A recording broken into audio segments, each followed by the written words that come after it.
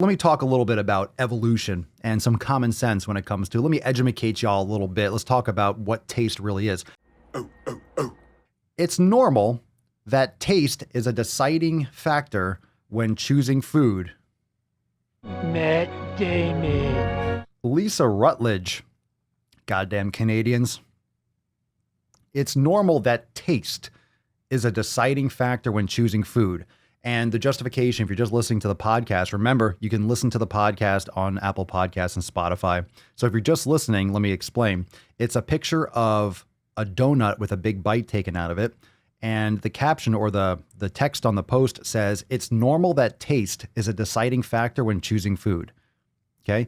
It's normal that taste, obviously this post is trying to justify to follow your taste buds, probably this intuitive eating nonsense. Yeah, well, as long as you're following taste, it's okay. As long as you're following taste, that's fine. Matt Damon. How about I send you a hobo's dick cheese? How about I send you a hobo's dick cheese and we'll see how that fucking tastes.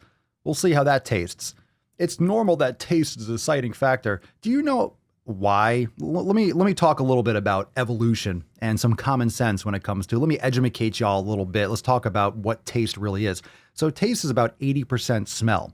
And why do you have these senses? Why do you use your hands? Why are you not born with silverware utensils? All these senses, all these abilities to tell change in temperature, to smell things, it's to know whether or not you should be putting something in your mouth. So if you pick something up off with your hands and it's really hard, don't bite on it because it might break your tooth. If you pick it up and it's hot, not to eat it because it might burn your tongue or something like that, right? If it smells bad, it might be rotten. That's why taste is 80% smell. It's because you want to know if it's rotten. If it's rotting and you eat it, let's say you don't have smell. You eat something and then you get really sick and maybe you die because you're eating rotten meat or something in the woods. So there's a reason why taste exists. Taste exists to bias a human towards foods that will have energy. All right. That's why fat tastes so fucking good.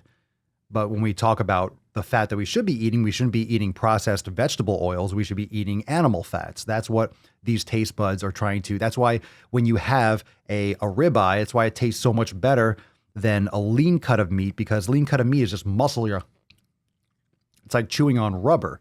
I'm not saying you can't cook it really juicy, but you know what I'm saying? You have to season it differently. It doesn't have that same flavor as fat. And there's a reason for that, because you get more energy, you get more calories per gram. So your body, and that's why you react so much towards sugar. And that's why processed carbohydrates, a lot of sugar is not good anyway. But if you don't have any metabolic issues, you can have natural forms of sugar, like you get fruit or you have honey, things like that. But when you have metabolic dysfunction and you're pounding processed sugar all the fucking time, then when you're adding in fruits, then when you're adding in those other things, that could be a problem because your body isn't metabolizing those things properly. When you're eating carbs all the time, it's a negative effect on your body, especially in today's society when everything is carbohydrate based. So you're getting garbage vegetable oils, garbage fats, and you're getting garbage carbohydrates. You're getting way too much of them.